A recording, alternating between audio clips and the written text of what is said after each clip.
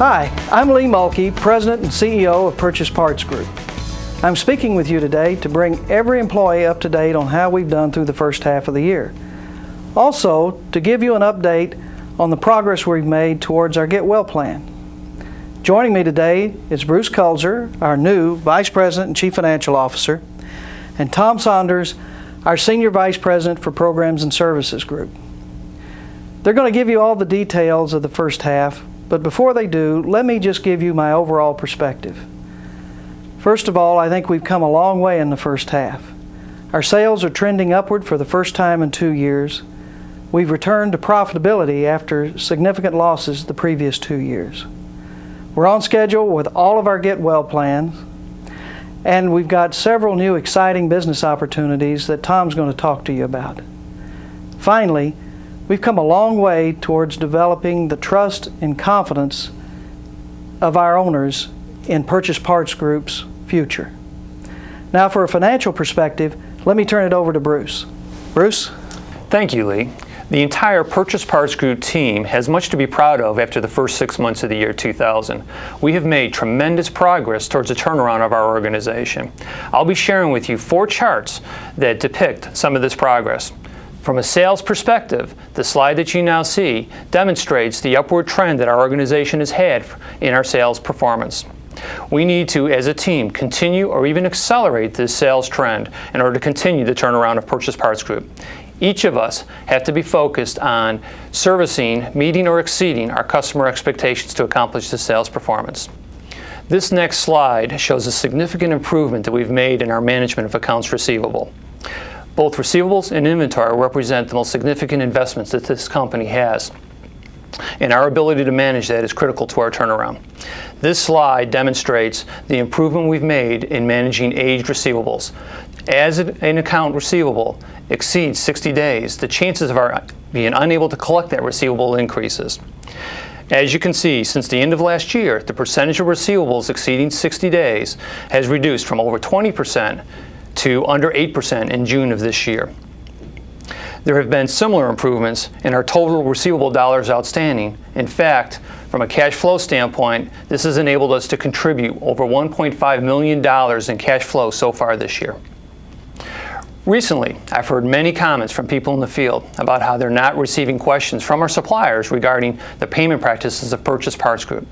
As you can see from this slide, the payment pattern of our organization has improved dramatically since the end of last year. Where previously we were paying our suppliers in 60 to 70 days, we've reduced that to a payment practice of between 45 and 50 days. This improvement will be critical in gaining the support of our suppliers for furthering our sales growth as an organization. All of our efforts ultimately have to result in the improved profitability of our organization. As you can see from this chart, so far this year our operating profit exceeds $2 million, and we're projected to earn $4.5 million for the full year. This is clearly an improvement over 1999's loss of almost $3 million, and our year-to-date operating profit meets or exceeds any full-year operating profit for any of the prior 5 years. As I said earlier, we've got much to be proud of as an organization and what we've accomplished so far, and we need to continue that progress. Now Tom will take us through some of the accomplishments from a sales and operations perspective. Tom? Thank you very much, Bruce. I appreciate that.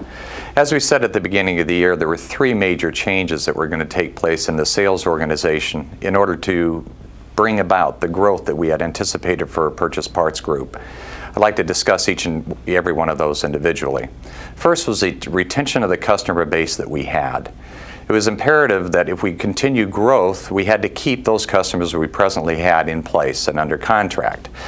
It is important, I think, that we understand and recognize that we have stopped the bleeding of customers leaving the organization so far this year. We applaud each of your efforts in doing that, and we're also very glad to announce that Carrier has re-signed for a contract for us for 3 years in Georgia. In addition to the retention of our customer base, we also identified that growth within the existing customers was also going to help us achieve the growth objectives that we had for the year 2000.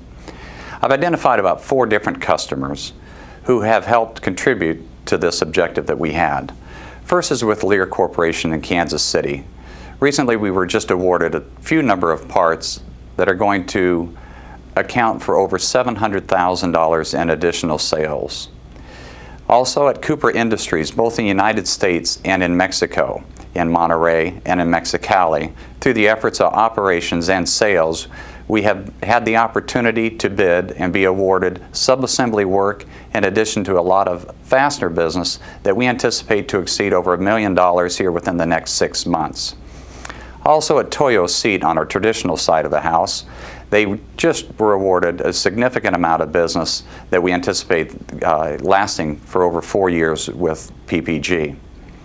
And lastly, Johnson Controls, a very significant customer to PPG, has recently awarded to a single lead supplier called Facile.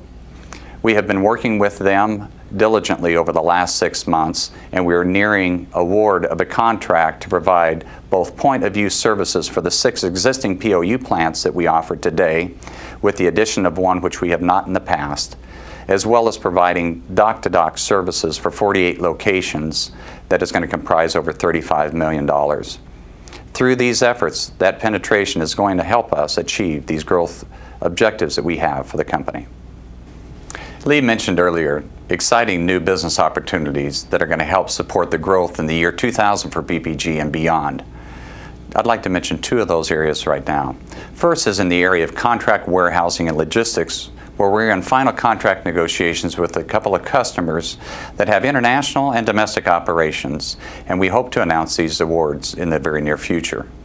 Second is our minority supplier program. We're very pleased to announce that in the near future we will have an alliance partnership with a minority distributor in the Great Lakes region that will be able to provide minority content to our very important customers in the automotive and the HVAC industry.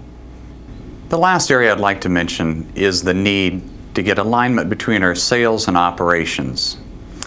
There are major concerns that we have as a management staff that we bring together both sets of operations and show a unified approach to our customers in every operation that we have with them.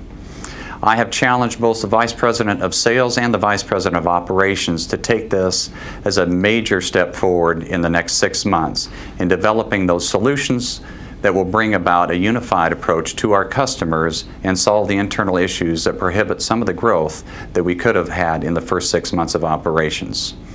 And now I'd like to turn this back over to Lee. Thank you, Tom. Yes, it's true we've come a long way in the first half, but we've also had some disappointments. Some of those disappointments are these. While we have grown our sales backlog is not at the point where I thought it would be at this time of the year. It's very important that we fill the sales pipeline so that we go into next year with a full backlog. Sales growth will be our top priority for the second half of the year. The next disappointment I have is really between our sales and operations group and our lack of communication and the conflict there. Tom spoke about this earlier, but we've had some significant problems in this area that I think have really caused us some customer service problems and have impeded our growth in terms of sales.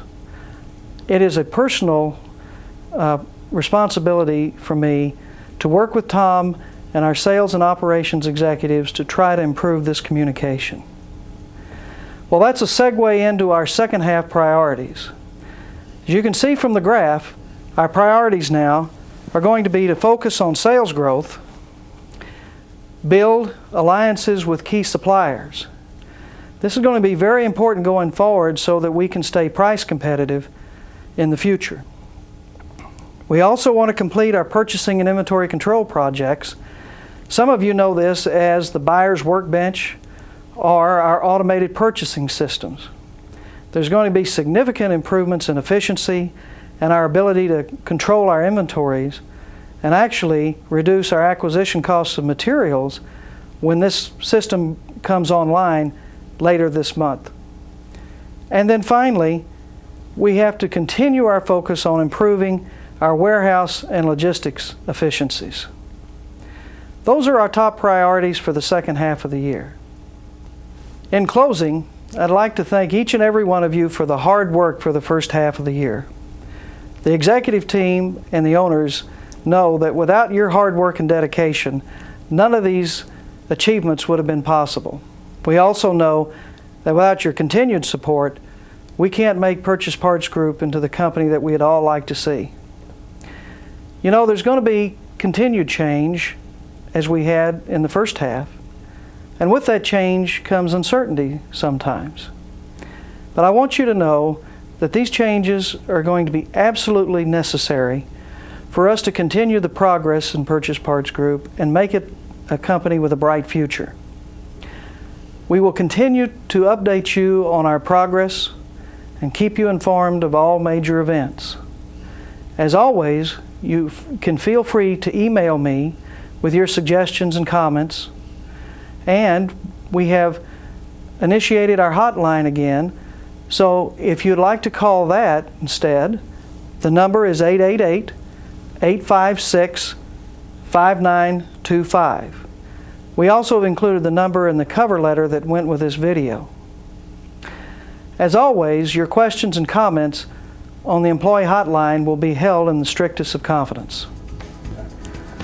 On behalf of Bruce, Tom, the owners, and myself, thank you very much.